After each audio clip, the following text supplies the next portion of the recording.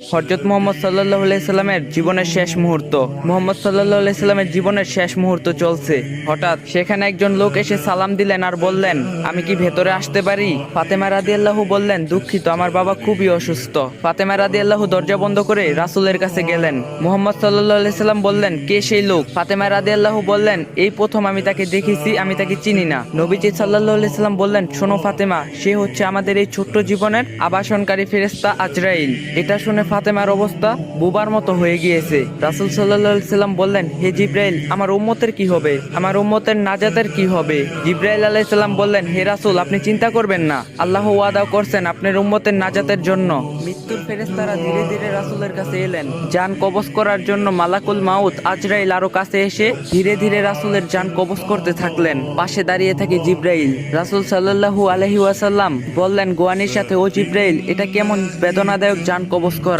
ফাতেমা রাদিয়াল্লাহু তার চোখ বন্ধ করে ফেললেন। আলী রাদিয়াল্লাহু তার দিকে উপর হয়ে বসলেন। জিবরাইল তার মুখটা উল্টো দিকে ফিরিয়ে নিলেন। রাসূলুল্লাহ সাল্লাল্লাহু আলাইহি সাল্লাম বললেন, হে জিবরাইল, তুমি মুখটা উল্টো দিকে ঘুরালে কেন? আমার প্রতি তুমি কি বিরক্ত? জিবরাইল আলাইহিস সালাম বললেন, হে রাসূল, সাকারাতুল মউতের অবস্থায় আমি আপনাকে কিভাবে দেখে সহ্য করতে পারি? ভয়াবহ ব্যথায় রাসূল সাল্লাল্লাহু আলাইহি সাল্লামের ছোট্ট একটা গোয়ানি দিলেন।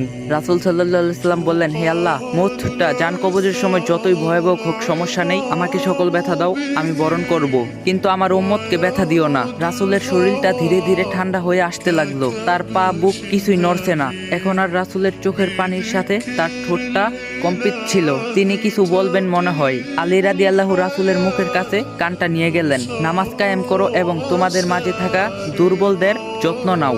রাসূল সাল্লাল্লাহু আলাইহি সাল্লামের ঘরের বাইরে চলছে কান্নার আওয়াজ। সাহাবীরা একজন আরেকজনকে জড়িয়ে ধরে উচ্চস্বরে কান্নারত।